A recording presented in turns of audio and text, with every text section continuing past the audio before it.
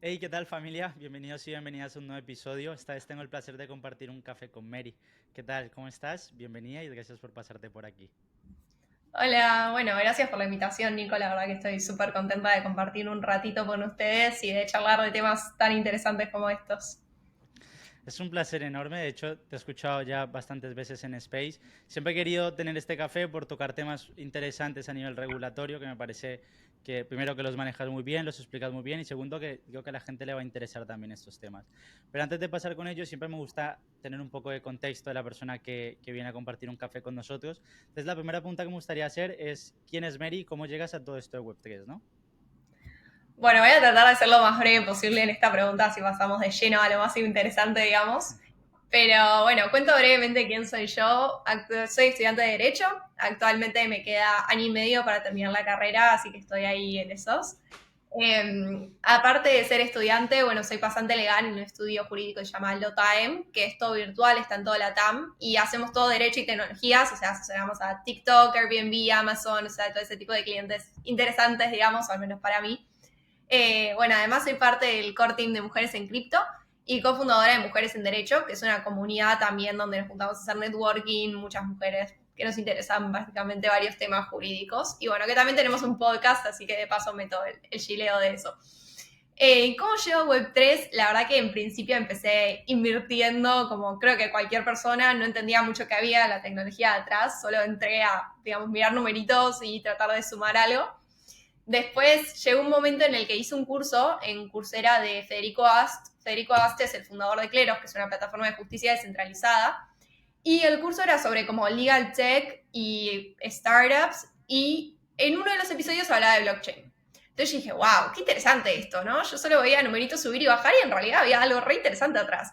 Entonces agarré y me hice otro curso de Federico también, que estaba en Coursera, creo que se llama Introducción a Blockchain, una cosa así, por si lo quieren buscar, que te cuenta todo lo básico de qué es la blockchain, cómo funciona y cómo lo relaciona él con el derecho.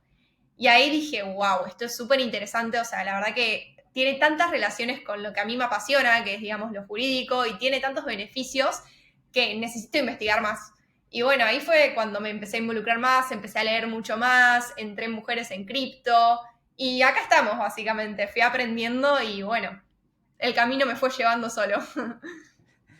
Genial. Oye, me gustaría primero, antes de pasar con la siguiente pregunta, hacer un pequeño doble clic y que comentaras un poco dónde pueden encontrar información acerca de, bueno, las mujeres que estén interesadas en integrarse en la blockchain y que quieran tener pues, una comunidad que les ayude en ese proceso. Y luego también las abogadas, ¿no? Que quieran dedicarse a esto, ¿dónde os pueden encontrar? Bueno, mira, tenemos en Mujeres en Cripto, pueden encontrarnos o en Twitter o en Instagram como @Mujeres en Cripto. En Instagram es Mujeres N Cripto, porque no conseguimos el otro handle. Y también pueden meterse en nuestro Telegram y preguntarnos. Mismo pueden buscarme a mí en redes si quieren, en mi perfil de la bio. Tengo el Twitter tanto de Mujeres en Derecho como de Mujeres en Cripto, así que ahí pueden encontrar los dos juntos y contactarnos por cualquier medio. Y nada, sepan que ya si necesitan algo, tienen alguna pregunta, también pueden contactarme a mí personalmente y en los que pueda darles una mano, se las daré, digamos. Genial. Oye, y pasando un poco más con lo que comentabas antes, de esa curiosidad que te despierta después de hacer el curso, ¿cuáles son esas principales oportunidades que ves tú para los abogados en Web3? Bueno, mira, yo creo que hay, digamos, un montón de oportunidades. Todos los abogados en todas las ramas, digamos, pueden dedicarse a Web3. Es un nicho bastante específico. Primero tenés que conocer la tecnología detrás, o sea, tenés que conocer qué es Web3 y qué es blockchain. Pero después, si vos, por ejemplo, sos abogado penalista, y bueno, podés meterte en Web3. ¿Cómo? Y tenés todas las cuestiones de, por ejemplo, los hackeos que van sucediendo, todo el tema de lavado de dinero, todo eso también se traspasa a Web3. Si vos sos un abogado, por ejemplo, de startups, bueno, podés pasarse de abogado de startups en Web3. Es decir, para mí, todo ámbito, digamos, todo abogado puede involucrarse en este ámbito, solo tiene que encontrar el rubro que le interesa, la rama que le interesa. ¿Te interesa propiedad intelectual? Puedes asesorar en NFTs. ¿Te interesa derecho comercial, digamos? Y bueno, puedes asesorar a una DAO, por ejemplo, cómo puede registrarse o cómo puede asociarse con el mundo real. Entonces, digamos, todo abogado puede encontrar su lugar. Solo tienen que saber qué rama les gusta y qué es lo que más les interesa de Web3. Porque capaz te interesa más NFTs, Entonces decís, bueno, y capaz me tiro más a propiedad intelectual y se van para ese lado. Capaz les interesa más asesorar a las empresas y van más por las startups. Entonces depende de qué le interese al abogado. Pero la verdad es que es un ecosistema tan nuevo que tiene tantas oportunidades en todo ámbito y siempre se están buscando personas para que te ayuden, sobre todo abogados, porque es lo que más necesitas en este ámbito cuando hay tan poca regulación y todavía no hay cosas, digamos, tan claras como para que vos puedas aprender solo sobre el sistema. Coincido completamente contigo y al final también desde mi punto de vista externo no tengo nada de conocimientos de la abogacía ni nada, pero sí que es verdad que creo que estamos en un punto en el que que está todo por descubrir, ¿no? Un poco, creo que aún hay muchas cosas que no se están llevando a cabo, que el mundo de las DAOs es algo completamente desconocido, que pese a que ya llevamos un par de años hablando de eso, sigue siendo demasiado desconocido, que cada vez afrontamos más retos, que también la regulación está muy cambiante y que se necesitan muchos perfiles de abogados que estén 100% enfocados en Web3 para que estén al tanto de todas esas nuevas modificaciones regulatorias que hay y demás. Entonces, ligado a esto, me gustaría preguntarte acerca de qué oportunidades ves o cómo crees que va a migrar los gobiernos o las instituciones aprovechando esta tecnología de DLT, ¿no? De bases de datos distribuidas, y qué retos afrontan, ¿no? Porque hasta cierto punto parece que el institucional, los gobiernos o las empresas sí que ven una necesidad 100% obligatoria de tener un marco regulatorio claro, y luego estamos los usuarios más a pie de calle, digamos, en los que muchos no están a favor de una regulación. Bueno, mira, yo creo que si hablamos del tema de regulación hay como dos grupos o dos corrientes, vamos a decirle. Unos que están de acuerdo en que tenemos que regular más y en que realmente tiene que haber una regulación específica como para blockchain y Web3, y otros que creen que con la regulación existente ya podemos regular todo y que no es necesario que exista nada más. Entonces, es como esto también sucede dentro del ámbito del gobierno. ¿Por qué? Porque muchas veces la gente no conoce bien cómo funciona la tecnología. Entonces, como no saben qué es la blockchain o Web3, o conocen pero tocan de oído, digamos, conocen muy lo básico, no saben exactamente cómo regularlo. Y es así, o sea, por ejemplo, si vos te dedicas a derecho ambiental y no sabes cómo se extraen los hidrocarburos, y no podés regular los hidrocarburos. Lo mismo pasa con la Web3. Por ejemplo, yo hace poco fui a unas jornadas así como nacionales donde se hablaban distintos temas, y una de las personas pasó adelante y dijo, y mirá, yo la verdad que no necesito de conocer sobre la tecnología para poder regularla. Yo me quedé mirándola como, ¿de verdad me está diciendo eso? ¿Cómo me vas a decir eso? O sea, si vos lo comparás con otras áreas del derecho, decís cualquier cosa, ¿no? Pero también hay un desconocimiento y un miedo hacia estas nuevas tecnologías que genera eso, que genera como esa necesidad de regularlo o de caerle encima porque no saben cómo va a reaccionar esta tecnología. Es el miedo, por ejemplo, que pasa también con inteligencia artificial, que la gente dice, uy, me va a reemplazar, entonces, bueno, lo tengo que regular, que no avance más, que no innoven porque me va a reemplazar en mi trabajo. Y no, no es así, o sea, la verdad es que para mí al menos no nos va a reemplazar, va a ser un complemento, sí, obvio, pero hay habilidades blandas que se necesitan de la persona que la inteligencia artificial es muy difícil que te las pueda dar. Entonces, para mí hay que encontrar como ese punto medio, ¿no? Esa regulación que ayude a la industria, digamos, a seguir innovando y a seguir creciendo, pero a la vez que le dé una seguridad jurídica para que los usuarios sepan que si mañana tengo un problema, yo puedo acudir a alguien. Eso es lo que está faltando hoy en día. Mucha gente que quiere involucrarse en el ecosistema no sabe cómo involucrarse o no sabe, digamos, qué puede encontrarse porque no sabe quién acudir en caso de que tenga un problema. Y ese es un tema enorme de Web3 y de blockchain, porque para la adopción masiva necesitamos que los usuarios se sientan también seguros y que entiendan que si les pasa algo van a poder darse vuelta y pedir ayuda. Entonces, me parece que es necesaria una regulación, sí, no una regulación que sea sofocante, es decir, una regulación que abarque todo al 100%, porque también es una tecnología que es muy cambiante todo el tiempo. Entonces, si vos regulás todo al pie de la letra, obviamente esa regulación te va a quedar vieja a los 5 minutos. Entonces, tiene que ser algo que sea, digamos, innovador, que acompañe el crecimiento de la tecnología, pero a la vez le dé esta seguridad a los usuarios de saber, che, yo tengo un problema, me doy vuelta y tengo esta persona que me va a ayudar. Completamente, pero entonces en este sentido entiendo que a veces, bueno, carecemos un poco de un marco regulatorio claro y muy cambiante, sobre todo. Siempre hago énfasis en esto. Recuerdo un momento en el que cuando estaba haciendo una formación de blockchain, comentaban el hecho de que el Banco Santander de España estaba intentando emitir un bono tokenizado y el regulador no le daba ningún tipo de respuesta. Entonces, claro, tú como institución, como banco, no puedes emitir un bono tokenizado y que luego el regulador te diga, mire, lo ha hecho mal, tenga la multa y echo para atrás todo, ¿no? Eso era como un poco un impedimento, un palo en el camino, un obstáculo. Y lo que hizo el banco fue migrar, si no estoy mal, al Reino Unido y hacerlo desde allí, tokenizarlo desde allí. Pero luego, por ejemplo, estamos viendo el caso de Binance, en el que no estoy muy al tanto, pero por lo poco que conozco, sé que hay cosas que en su momento no le dieron respuesta, en su momento no había una regulación clara y ahora se están sancionando cosas que antes no había un marco jurídico o un marco regulatorio para eso. Entonces, esto a nivel de regulación está siendo tan complicado porque el regulador desconoce esta tecnología y realmente no la entiende, o hay más retos asociados a eso. Mira, yo creo que hay varias cosas. En primer lugar, esto de que no conoces la tecnología, entonces obviamente si no conoces no puedes regular, que es el punto uno, que es lo que hablábamos recién.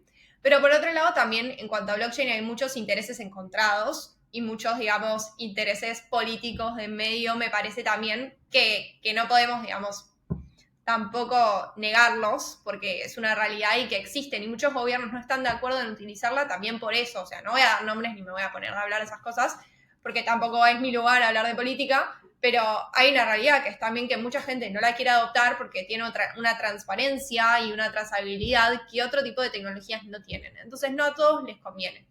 Y también es un lugar en el cual, por ejemplo, hoy una persona, yo puedo cobrar en cripto y nadie me cobra ningún impuesto porque nadie sabe yo qué wallet tengo. Entonces, ese tipo de cosas también hacen, o no sé si es que desincentivan la regulación, pero sí hacen que los gobiernos quieran, en cierto sentido, regular más para mí, todo lo contrario, como que desconocen la tecnología tanto que prefieren regularla más y hacer que esa tecnología deje de avanzar. Es este miedo que decíamos antes, o sea, lo mismo que pasa con la inteligencia artificial pasa un poco con la blockchain. Entonces, este miedo a que siga avanzando y que me reemplace y que yo me quede obsoleto o que yo no pueda seguir cobrando impuestos, como es ese miedo que genera también, digamos, este proceso en el que estamos engorroso, en donde no se sabe si avanzar con la regulación, si no avanzar. También pasa muchas veces, por ejemplo, acá en Argentina, el año pasado, la ONG Bitcoin planteó un proyecto de ley de la criptoeconomía. Y cuando yo me conecté, ellos lo que pidieron fue, bueno, queremos que la comunidad nos dé feedback. Entonces hicieron un Zoom con gente, digamos, de la comunidad especializada en tecnología, abogados, etcétera. Y una cosa que planteaba una persona que se conectó era, mirá, la verdad que tu proyecto de ley, genial, pero ¿qué me certifica a mí que cuando lo manden al Congreso no haya un Frankenstein? Es decir, que vos mandes esto, que esto incentive la tecnología, que esto esté genial, llega al Congreso y el Congreso te lo cambie todo y te saquen cualquier otra cosa. Porque eso también puede pasar. Entonces también hay un miedo de las personas que tienen este conocimiento de que manden algo y sea un Frankenstein después. Entonces, eso también pasa. Me parece que hay que tener todo esto en cuenta y también hay que tener, digamos, considerar que eventualmente va a haber una regulación. Seguro. ¿Estaría genial que sea una regulación que incentive a la industria? Sí. Pero va a depender también de quiénes sean las personas que hagan esa regulación, digamos. Completamente. Y luego, siempre está este debate, ¿no? Este dilema de los que están a favor de tener mucho más anarquía, libertad y que todo esto sea un poco el lejano oeste, y luego el que quiere regulación. Yo me decanto por un punto medio. Creo que sí que necesitamos un marco regulatorio para según qué cosas, para tener una adopción institucional, para darle sentido a todo este ecosistema, para que se empiece a implementar cosas y casos de uso realmente interesantes, ¿no? El otro día escuchaba un space que habéis hecho el domingo, si no recuerdo mal, en el que estáis hablando de todo el sistema de votación digital, de cómo se podía hacer la trazabilidad de esos votos por blockchain. Eso digo que es muy interesante, que además de interesante, reduce muchísimo el coste que tiene un proceso electoral por toda la gente que tiene que acudir a las urnas, el mantenimiento de todo ese tipo de cosas, el conteo, es lento, es manual, es tedioso, seguimos bueno, en una de las charlas, en uno de los cafés, de los primeros cafés, me comentaba el invitado que los contratos de alquiler siguen siendo los mismos que hace no sé cuántos cientos de años. Digo que el proceso de votación, el proceso electoral es muy parecido, sigue siendo demasiado manual, seguimos haciendo todo como en la edad de piedra cuando tenemos una tecnología que eficienta esos procesos y que no solo se hace más eficientes, sino transparentes y que lo hace mejor, literalmente. Pero luego me surgía, en medio de escucharos, diferentes cuestiones como, oye, ¿qué pasa con la privacidad de mi voto? ¿No? ¿Cómo puedo hacer que mi wallet no me ligue a mi identidad y que tenga derecho al voto, que pueda justificar que soy un ciudadano de ese país, por ejemplo, pero que no sepan quién soy y que ese voto no sea público, no sufra de un hackeo también la plataforma, este tipo de cosas? ¿Qué retos crees que asume la entidad o el gobierno, la institución que quiera adoptar este tipo de procesos? Bueno, yo creo que hay como varias aristas como para tener en cuenta. Por un lado, tenés el hecho de que primero hay que identificar quién sos, porque en definitiva, o sea, por ejemplo, en Argentina el voto es obligatorio. Si vos no vas a votar, tenés una multa. Está bien, son 500 pesos, es algo como simbólico, pero es obligatorio. Entonces, yo primero tengo que certificar que María Fiorentini fue a votar, por ejemplo. Entonces, para certificar que María Fiorentini fue a votar o que votó a través de la blockchain o en boleta electrónica o lo que quieras, tengo que tener alguna forma de hacer eso. Entonces, punto número uno, tengo que identificar a la persona, sí o sí. Eso se puede hacer a partir de varias cosas. O sea, hoy en día, por ejemplo, podría hacerse con un DNI. O sea, haces con el DNI, listo, ya está, identificamos que yo soy yo. Ahora, número dos, ¿cómo haces para certificar la privacidad del voto? Que es el segundo planteo que vos decías recién. Y bueno, yo creo que ahí si vos no querrías que te asocien a tu wallet, tendrías que tener una wallet específica para eso. O capaz incluso deberían todo ciudadano tener algo específico para eso. Pero también hay un tema, porque es como, por ejemplo, mi abuela de 80 años, que yo le voy a pedir que ella tenga que entender que es una wallet, que tenga que conectarse, que tenga que tener una seed phrase. Entonces, algo que yo planteaba, por ejemplo, en ese space del Minion que vos mencionabas, es que estamos a años luz de esto, o sea, no años luz, ¿no? Pero estamos lejos, porque hay que pensar también la disparidad que hay en la población. En Argentina hay un porcentaje enorme de pobreza. Vos me vas a decir que una persona que está en el medio de la villa, por ejemplo, va a poder realmente acceder a un celular y acceder a la posibilidad de hacerse una wallet para poder votar al presidente. Hay muchas cosas que hay que tener en cuenta al hacer esto, digamos. Como que, por ejemplo, podría haber, no sé, una computadora pública donde todos vayamos a votar, o centros de computadoras públicas donde se pueda votar, y que la UX sea tan sencilla que hasta mi abuela la pueda entender, digamos. Entonces, me parece que va un poquito más allá de solo entender el tema de la privacidad de la persona e identificarla, sino también tener en cuenta las características de la población de cada país, ¿no? Yo, por ejemplo, también contaba que en Argentina, la verdad que estamos bastante lejos, tratamos de usar la boleta electrónica, no fue mal, toda la población se puso, digamos, en contra de eso y tuvimos que ir para atrás y volvemos al papel, normal. Entonces es como que hay que conseguir la forma de que esa prueba piloto salga lo suficientemente bien como para que la población no te lo quiera voltear. Porque después te lo voltean en las urnas. En vez de votarte a vos, votan al otro candidato porque se enojaron porque vos quisiste aplicar blockchain para eso, por ejemplo. Entonces, es algo importante. Por ejemplo, algo que hicieron en Ecuador es aplicar la blockchain para la trazabilidad de las actas. Entonces, eso me parece como un punto medio. Bueno, está bien, empezamos. Trazamos las actas con la blockchain. Bueno, este es un primer paso. Bueno, y después avanzamos un poquito más. Y bueno, y ahí ya que la gente empieza a votar en blockchain. Pero para ese momento ya entendieron que era la blockchain, ya entendieron la importancia de la trazabilidad, ya lo entendieron todo con la trazabilidad de las actas. Entonces, como también tener en cuenta que hay que, digamos, tomar baby steps para que la gente pueda entender un poco lo que está haciendo y que no le estés hablando en chino y pobre mi abuelita de 85 años no puede ir a votar al presidente de la nación, por ejemplo, ¿no? Entonces me parece que todo eso es como una bolsa enorme de cosas que hay que tener en cuenta y tiene que haber un gran equipo detrás pensando cada una de estas aristas. Estoy completamente de acuerdo contigo. De hecho, me acuerdo de escuchar eso en el Space y era totalmente real. O sea, a mi abuelo, por ejemplo, hasta hace 5 años, bueno, un poco más, le costaba mucho utilizar un ordenador para leer el diario, ¿no? Él siempre le llegaba a casa su diario físico y fue mi primo el que le pagó la suscripción digital para que lo leyera, pues, desde el ordenador. y hasta hace unos cuantos años le costaba mucho. Claro, ahora que dé el paso a tener una wallet que la gestione, que cuide su frase semilla, creo que es pedir demasiado y que puede desincentivar también el voto, ¿no? En ese caso. Pero en este sentido, no sé si, ¿piensas que puede haber también un punto medio? Porque a lo mejor personas que ya están familiarizados sí que podrían utilizarlo y a medida que la generación va cambiando, que los jóvenes se hacen adultos, los adultos se hacen mayores y los mayores pues terminan el ciclo de la vida, empieza a darse ese cambio progresivo, ¿no? De que el país pase a ser digitalizado. Esto, de nuevo, no tengo mucho conocimiento al respecto, pero sí que he escuchado, por ejemplo, la historia de Estonia, de cómo ha pasado a ser un país con poca relevancia a uno de los países con mucha relevancia por medio de digitalizar los procesos del país. No sé si podemos también adoptar este punto medio, ¿no? De, oye, no es obligatorio hacerlo así, pero el que tenga conocimientos y el que se vea capacitado, que lo pueda hacer desde su casa o desde fuera del país y que vote digitalmente. ¿Esto sería una opción o seguiría siendo o sea, algo con demasiados retos y un presupuesto demasiado alto para lo que se ganaría?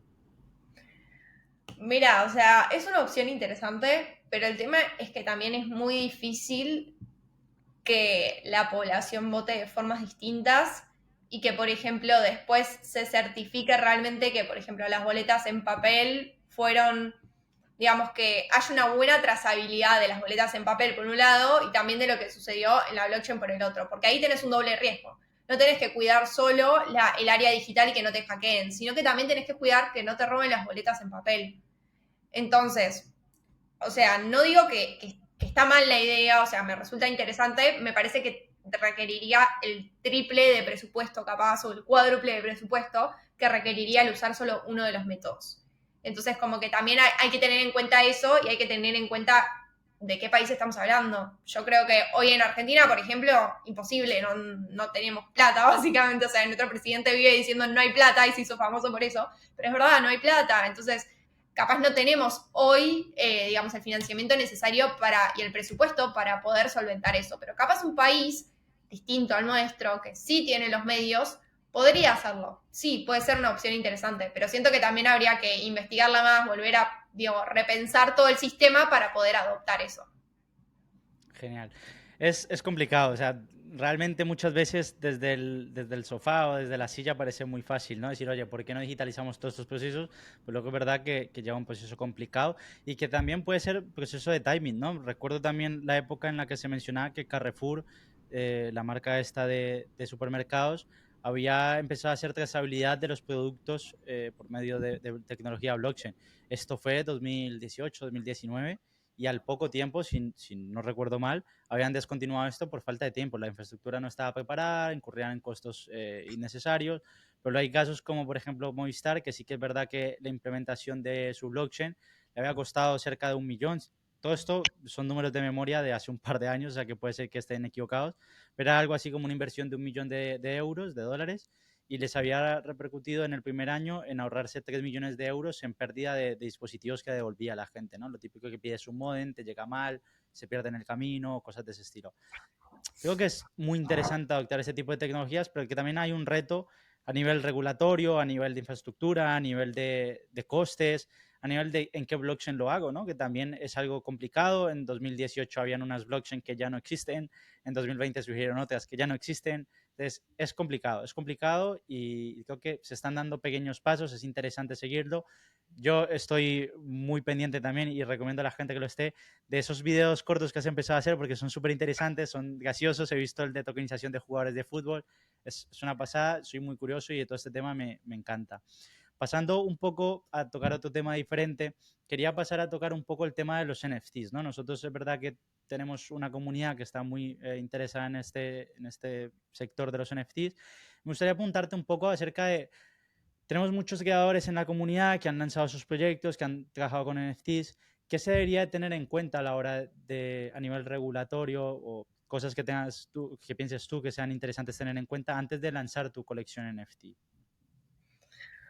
Bueno, creo que acá hay como varias aristas para tener en cuenta. Yo mencionaría en principio tres, digamos, como que hay tres sujetos, podría decírsele, que hay que tener en cuenta al momento de involucrarse con los NFTs. Por un lado tenés el comprador, Por otro lado el marketplace y por otro lado el artista, como decías vos, el creador, digamos, el que mintea el NFT, supongamos. Que puede no coincidir con el artista, ¿no? Podemos tener un artista y otra persona que mintee el NFT también, ¿no?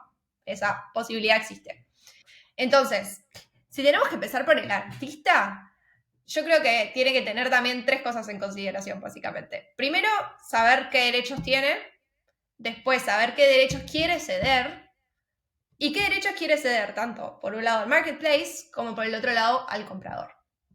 ¿Por qué? Porque hay varios marketplaces, como por ejemplo OpenSea o Rarible, que no sé bien cómo se pronuncia, pero bueno, no importa, que por el hecho de mintear un NFT en su plataforma ya le está cediendo una licencia que obviamente no es exclusiva, pero que es perpetua y es de manera gratuita para poder usar, modificar y desplegar ese contenido que vos estás subiendo.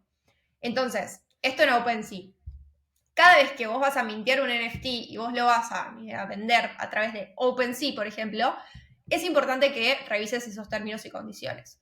Porque dependiendo de dentro de qué marketplace te encuentres, esos términos y condiciones van a, digamos, variar y van a ser distintos. Entonces es importante que vos tengas en cuenta primero eso, los términos y condiciones de marketplace es como esencial. Si lo vas a hacer a través de un marketplace, capaz de no hacerlo por ahí y bueno, perfecto, pero eso es importantísimo. Después, también tener en cuenta que si vos vas a ceder la propiedad intelectual de ese NFT o vas a permitir que se explote esa propiedad intelectual, también podés pedir regalías. ¿Qué es una regalía? Básicamente es como un porcentaje que vos vas a recibir cada vez que ese NFT se ha transmitido. Esto generalmente se suele hacer en los marketplaces, te lo suelen poner automáticamente. Si vos lo haces como privado, tenés que hacerlo vos, pero es un porcentaje y la verdad que esto es algo que los artistas, la mayoría igual lo conoce y lo sabe, pero es importante también que tengan en cuenta esta pata, digamos. Y por otro lado, también es importante que sepan que si, por ejemplo, no sé, yo hice una obra de arte. Esta obra de arte la publiqué en OpenSea y en ningún otro más, ¿no?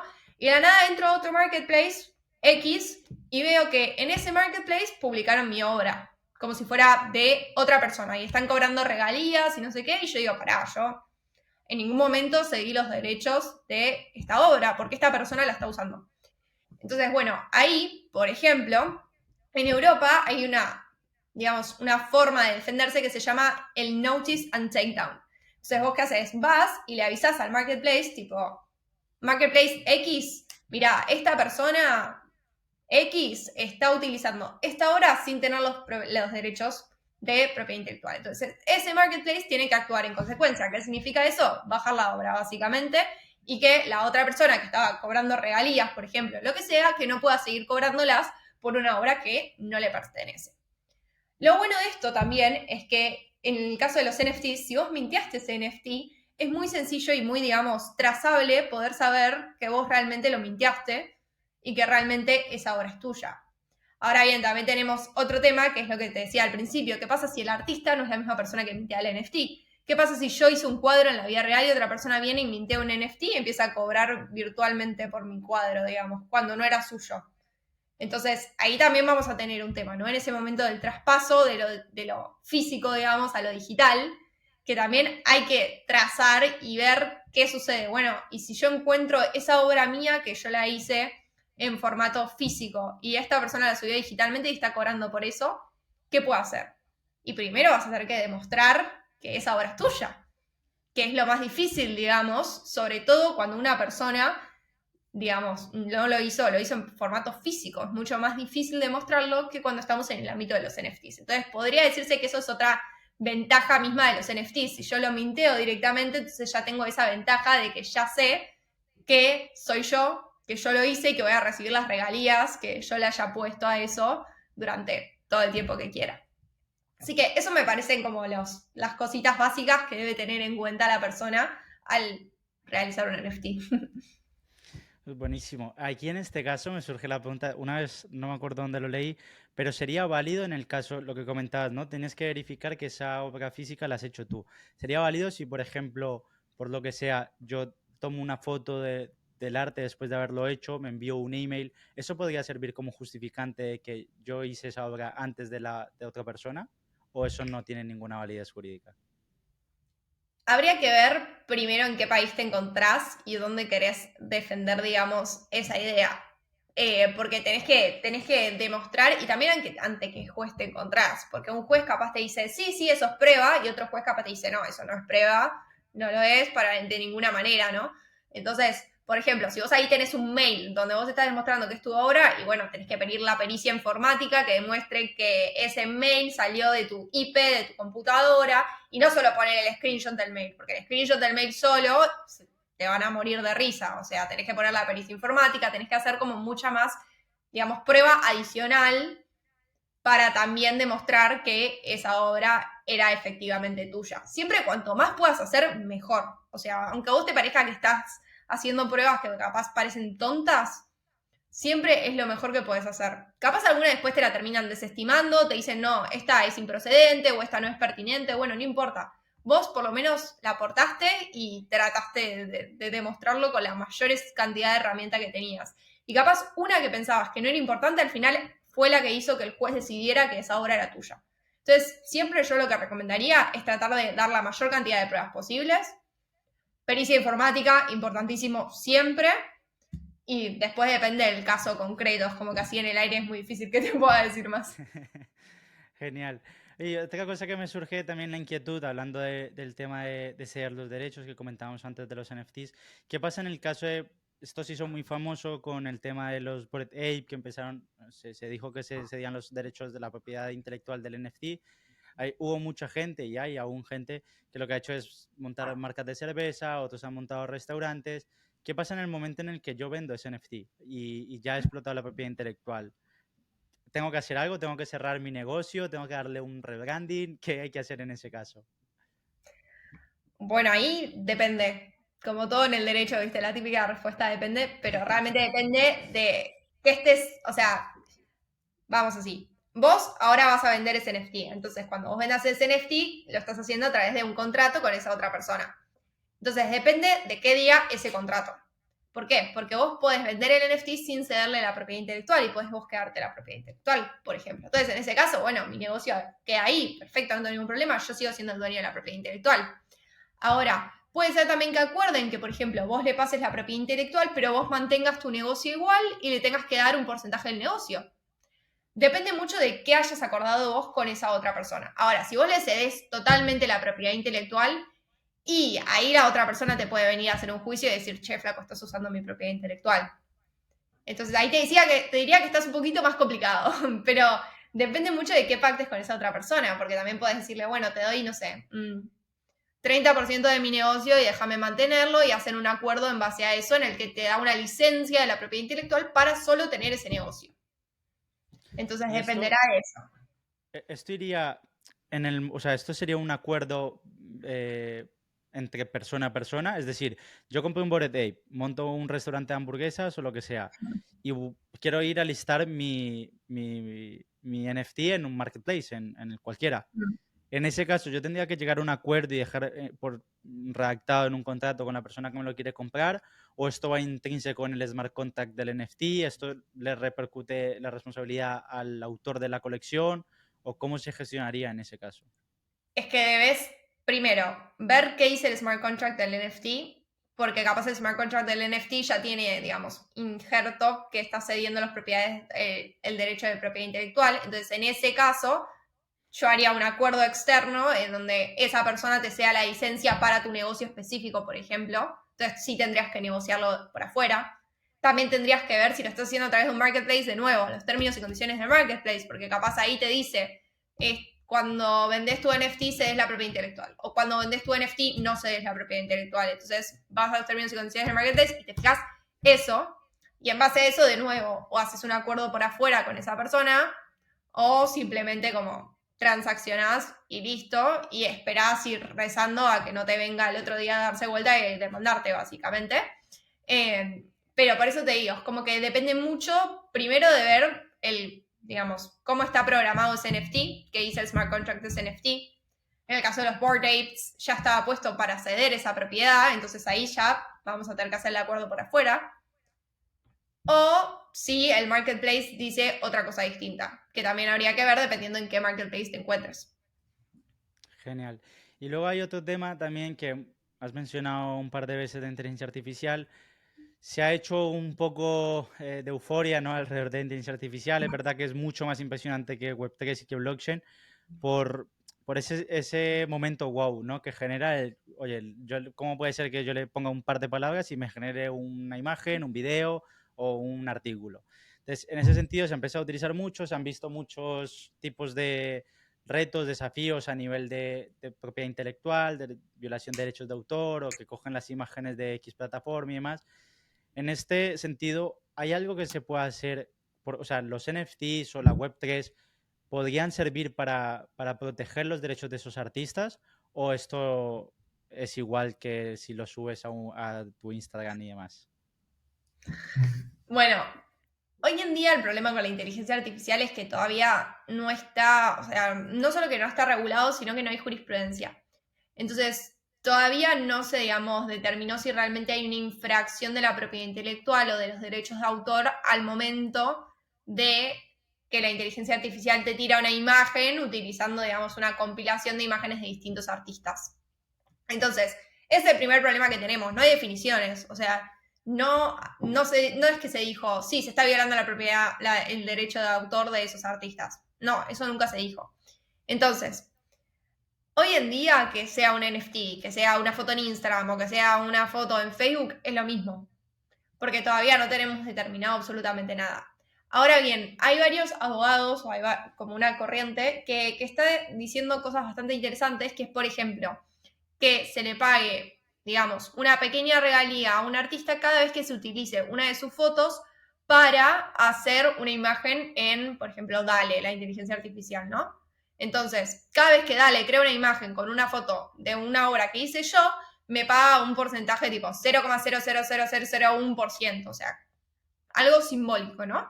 Pero que después en la sumatoria, y bueno, si usó mi imagen 100 veces, entonces, bueno, la sumatoria se vuelve un porcentaje interesante. Entonces, se ha estado empezando a plantear como una corriente en ese sentido. Ahí, capaz, el hecho de tener un NFT sí sería mucho más sencillo y más fácil de trazar esa regalía que llegue, digamos, a mi wallet y no a otro lado, que si yo subiera una foto a Facebook o Instagram. Porque si yo subiera una foto a Facebook o Instagram, ¿a dónde mandan esa plata, por ejemplo, no? Cambio, si es un NFT, esa trazabilidad permitiría que, por ejemplo, lleguen estas regalías. Entonces, yo creo que hoy en día no hace la diferencia, pero porque hoy en día todavía no hay nada determinado. Vamos a tener que esperar a que salga jurisprudencia al respecto, a que realmente los jueces digan, bueno, yo creo que acá hay violación o creo que acá no. La verdad que no pasa nada. Si dicen que no pasa nada y va a seguir sin hacer diferencia. En cambio, si dicen que hay violación y bueno, ahí vamos a tener que empezar a abrir el panorama a ver, bueno, cómo se protegen estos derechos, qué va a tener que hacer la inteligencia artificial, digamos, la empresa que maneja esa inteligencia artificial para no vulnerar esos derechos, si esto de las regalías es suficiente o capaz no, o qué otra idea se puede plantear para llegar a un acuerdo con esos artistas. Entonces yo creo que todo esto está por verse, básicamente. Me parece un tema súper interesante y al cabo también ese punto en el que tienes esos retos, tienes esos desafíos, pero también tienes un montón de oportunidades para mejorar una situación o para resolver ciertos problemas, o sea que es súper interesante. Luego, hay algo que a mí, bueno, que he visto yo, temas newsletters o similares, en lo que la plataforma te pone si quieres permitir que esa información sea utilizada para entrenar modelos de inteligencia artificial. Esto supongo que se estará trabajando en algún marco regulatorio para eso y que exigirá la plataforma como tal. Pero en este sentido, volviendo un poco a lo que hacemos o la misión que tenemos como de volver a darle el control, la propiedad y la monetización a los creadores, realmente, ¿qué pasa cuando yo le digo a la plataforma si quiero ceder esos datos, ¿no? Para entrenar inteligencia artificial? Ahí yo no recibo ninguna compensación por eso, ¿no? Entonces, supongo que esto también, bueno, no sé cómo lo es que es demasiado nuevo, pero supongo que esto también sería solventable con una capa de Web3, ¿no? En el que ese perfil del el dueño de la newsletter, el dueño de un blog, de lo que sea, pues ya tiene una dirección, una wallet en la que puede recibir esas regalías, ¿no?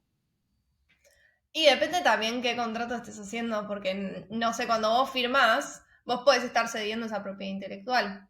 Entonces, es lo mismo que te decía antes con los NFTs, depende. Depende de qué estés firmando vos.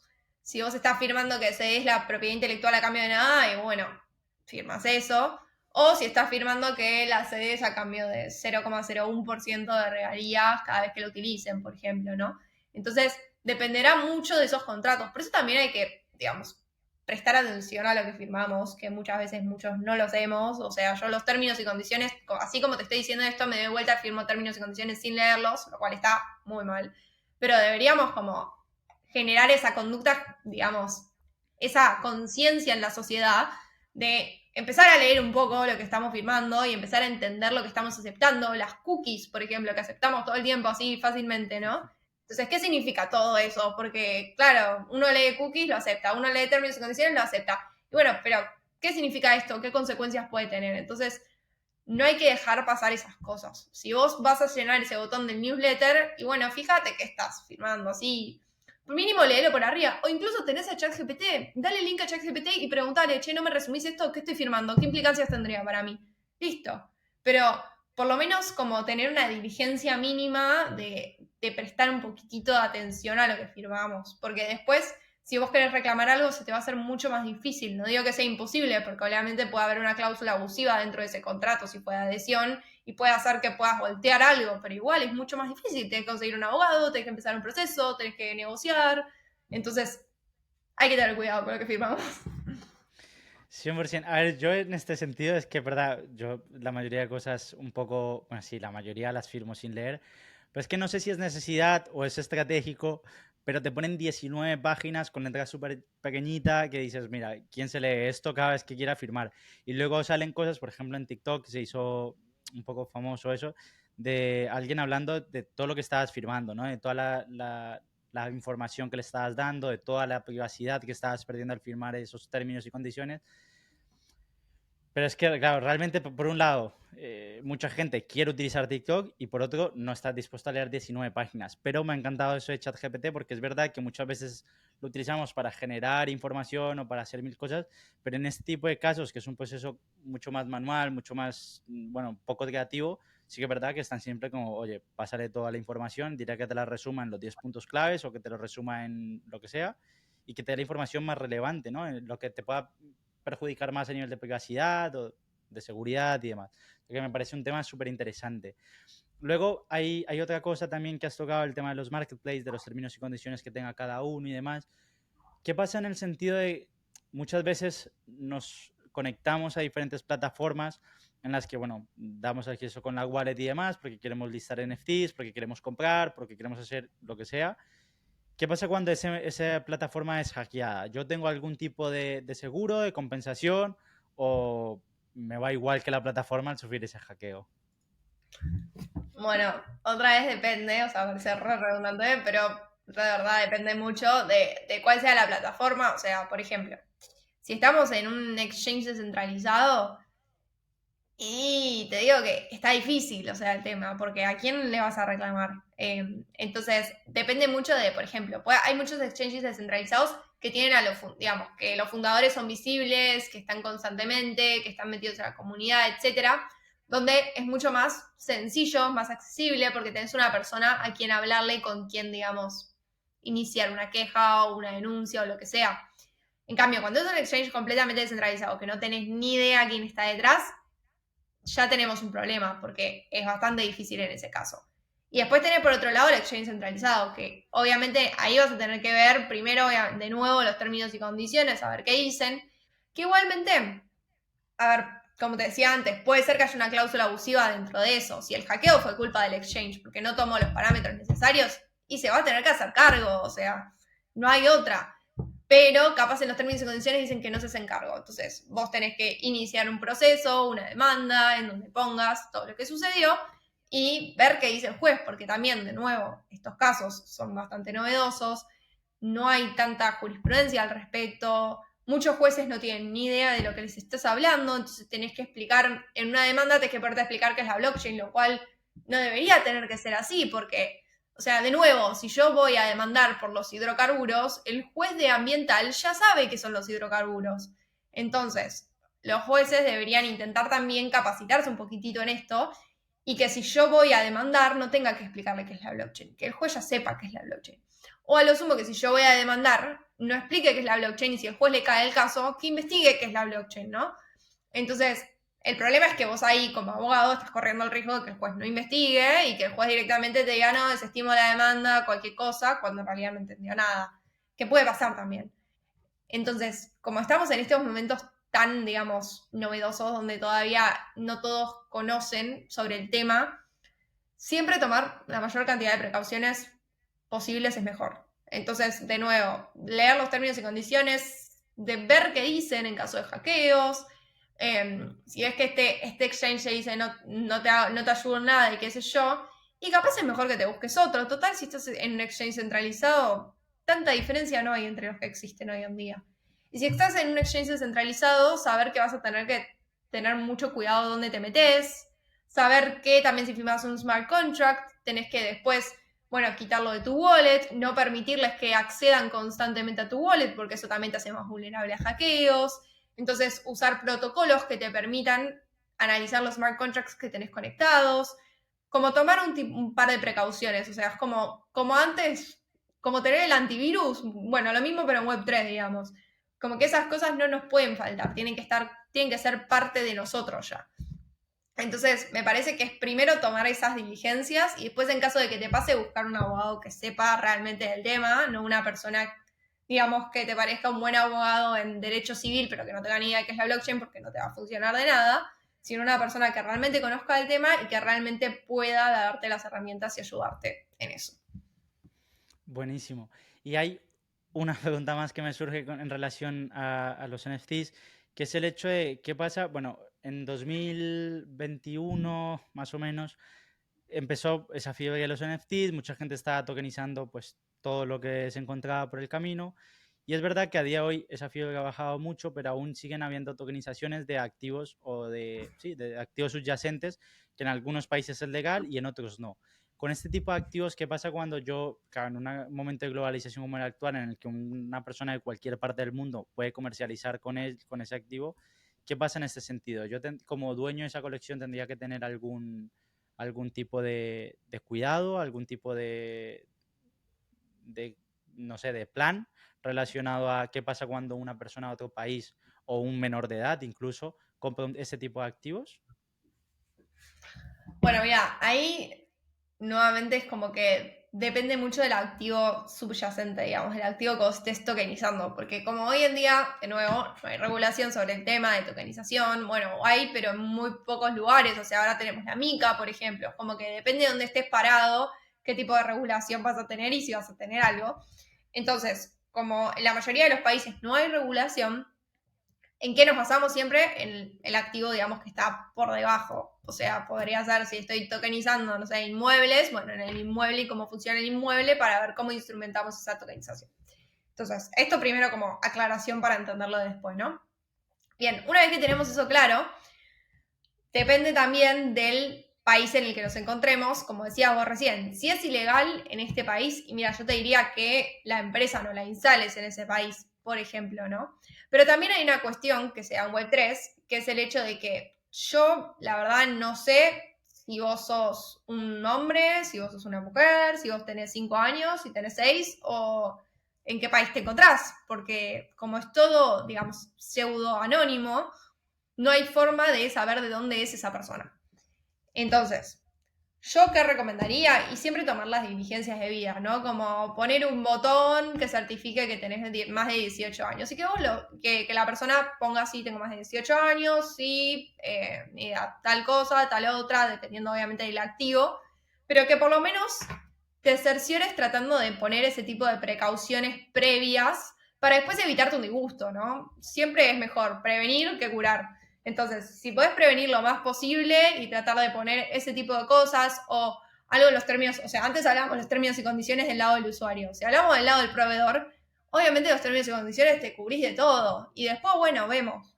Pero por lo menos tratar de cubrirse lo más posible en esos frentes con los checkbox o con ese tipo de cosas para después evitar un problema. Por esto mismo, de que muchos países no tienen regulación, entonces no sabemos cómo van a reaccionar ante estas cosas.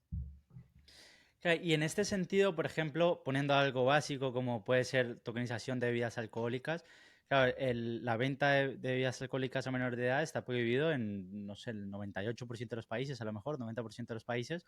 En este Sí. sentido, ¿cómo me aseguro yo de que de que no va a tener ningún problema. O sea, es decir, el hecho de que todo esto sea un ecosistema pseudoanónimo me libera, me exime de esas responsabilidades, o yo también debería de ponerme en contacto con el intermediario, el marketplace o la plataforma que haya a poner en venta esos NFTs para que se asegure de tener un apartado en el que el usuario verifique o por lo menos diga a él y confirme que es mayor de edad.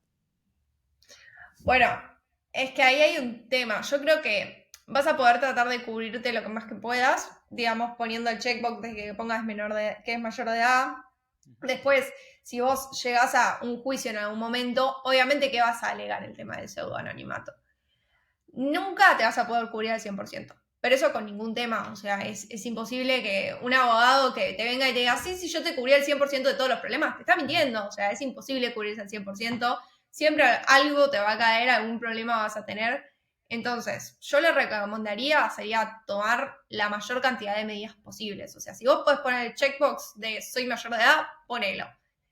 Si vos podés como certificar lo más posible quién es esa persona, hacelo. Pero hay una realidad que con el pseudoanonimato es muy difícil, o sea, no tenés forma de saber si esa persona te está mintiendo o no. Yo puedo poner, sí, tengo 18 años y tengo 14, o sea, nadie sabe eso. Entonces, nunca te vas a poder cubrir al 100%. Lamento que no te guste la respuesta, pero es la realidad. No, es interesante porque es verdad que, bueno, hay mucha gente, o por ejemplo con esto de los Bored Ape, también salió una cerveza inspirada en los monos estos mutantes. Nosotros hemos visto también tokenización de cervezas artesanales. Entonces es interesante saber este tipo de cosas porque al final, claro, tú estás bebiendo un producto que es legal, las bebidas alcohólicas está permitido la venta, no está permitido a menor de edad, pero es que tampoco tienes una manera tampoco de saber a quién se lo estás vendiendo, porque es que la wallet es privada, es decir, yo no sé quién está detrás y tampoco puedo estar 100% seguro de que es mayor de edad. Debería de ser mayor de edad, ¿no? Entiendo. Lo que pasa es que, claro, es complicado tener seguridad. Entonces es importante que también la gente que esté empezando sus proyectos, sea con NFT, sea con tokens o sea un e-commerce como tal, pero que tenga pagos criptos, que esté vinculado a este sector, pues que vea qué desafíos tiene, dónde está cubierto legalmente, dónde está más expuesto y que prevenir es más interesante que llegar a curar, ¿no? Entonces, un poco por terminar, me gustaría también conocer tu punto de vista, una pequeña reflexión de cómo ves el ecosistema actualmente, en qué punto crees que estamos, cómo lo ves desde tu punto de vista, desde tu experiencia y desde tu prisma. Bueno, yo creo que está creciendo la adopción, digamos, día a día, o sea, están mejorando un montón el UX de un montón de cosas. Todavía estamos a años luz de lograr que una persona use blockchain sin entender qué es blockchain, qué es lo que sucede con Internet. O sea, yo siempre doy el ejemplo, yo no tengo ni idea de cómo funciona Internet por detrás, digamos, y blockchain sí, pero porque me vi forzada a entenderlo para lograr usar la tecnología. Entonces, el día ideal, o sea, para mí el punto ideal de adopción va a ser el momento en el que todos lo estemos utilizando. Mi abuelita de 86 años lo utiliza sin saber que lo está utilizando. Entonces, todavía estamos bastante lejos de eso. Pero bueno, este año se viene el Halloween, así que probablemente entre un montón de gente al ecosistema, lo cual es genial, porque probablemente nos traiga más mentes, o sea, más personas piensan mejor que una, entonces probablemente traiga crecimiento en equipos, crecimiento de comunidades, pero bueno, también trae su, digamos, desventaja, porque así como trae gente buena que quiere crecer el ecosistema, también te trae los scams, todo lo que sale en el Halloween, que es todo el tema de empezar a, digamos, los hackeos, todas esas cosas, que es lo que decíamos antes, hay que empezar a cuidarnos un poquito más, sobre todo en estos tiempos que se vienen, porque es cuando más la gente quiere acceder, digamos, a Bitcoin, a los tokens, etcétera, porque es cuando más poder de capitalización de mercado hay también. Así que bueno, nada, no sé, siento que va a ser un año interesante, que vamos a seguramente crecer un montón, pero probablemente también varios nos choquemos con la pared en el camino, porque va a ser un año difícil por esto de las estafas, los hackeos, que va a empezar a salir un montón de protocolos raros, que las personas que recién entran capaz no tienen ese conocimiento para diferenciar, ¿no? Qué es verdadero y qué no es verdadero. Entonces va a ser un año para meterle al onboarding, para enseñar a esas personas también y ayudarlas a involucrarse de la manera más, digamos, sencilla posible. 100%, no, estoy de acuerdo contigo. Era un poco la última pregunta que tenía para hacerte. Te agradezco un montón el tiempo, la conversación. Creo que ha quedado súper interesante. Hemos tocado desde temas de votación digital, inteligencia artificial, NFTs y demás. Tienes una cosa también muy buena, que darte la enhorabuena por eso, por supuesto, que es que lo explicas todo muy sencillo. Soy muy curioso, pero tengo muy pocos conocimientos al respecto de este sector, del derecho, de la legislación, de la parte más complicada, digamos, a nivel regulatorio, pero sí que es verdad que lo explicas de una forma en que se entiende. Entiendo perfectamente, Gracias. mucha gente tiene ahora no sé cómo explicarlo, pero bueno, que mucha gente tiene eso de los abogados que siempre es un depende, y es que realmente es depende. Lo he escuchado muchas veces, te comenté antes fuera de cámaras que mi hermana es abogada, ya es algo que he hablado con ella, siempre la respuesta es un depende, porque es que depende, la situación es completamente diferente, depende del país, depende de mil cosas, pero agradecerte por supuesto la explicación, lo sencillo que lo has hecho y el tiempo, por supuesto. Así que me gustaría dejarte un espacio si quieres anunciar algo que venga por parte del podcast, por parte de Mujeres en Derecho o Mujeres en Cripto, siéntete libre de comentarlo ahora y poco más. Bueno, la verdad que muchas gracias por haberme invitado, Nico. Para mí también fue súper interesante. A mí me encanta hablar de estos temas, así que la verdad que no me molesta, sino que me divierto. Y bueno, por otro lado, decirles que, bueno, Mujeres en Derecho, ahora en marzo vamos a sacar ya el podcast, así que contentas con eso. Y Mujeres en Cripto, si quieren empezar a aprender sobre Web3 o todavía están como dando sus primeros pasos y no saben cómo involucrarse, la verdad que es una muy buena comunidad para onboardearse y aprender más sobre blockchain. De hecho, este año se van a venir un par de cursos también en ese ámbito. Y aparte también tenemos cursos para, digamos, transicionar del trabajo web 2 al trabajo web 3. Así que si a alguien le interesa el tema, también puede involucrarse, digamos, en ese sentido. Pero bueno, nada, como te decía antes, siento que se viene un año súper interesante. Así que bueno, también si cualquier cosa que necesiten, si son abogados, estudiantes de derecho, no saben qué hacer, cómo involucrarse, pueden contactarme por redes, o sea, tanto por Instagram como por Twitter. La verdad que súper accesible, yo contesto los mensajes, a veces tarda un poco, pero contestarles les voy a contestar. Así que bueno, nada, eso, decir que estoy al pendiente y a disposición. Buenísimo, Mary. Pues lo dejamos por aquí. Muchísimas gracias por pasarte y compartir un café con nosotros. Nos vemos en la próxima y seguimos en contacto, por supuesto, por redes sociales. Un abrazo grande y nos vemos en el próximo episodio. Chao, chao. Un abrazo. Chao, gracias.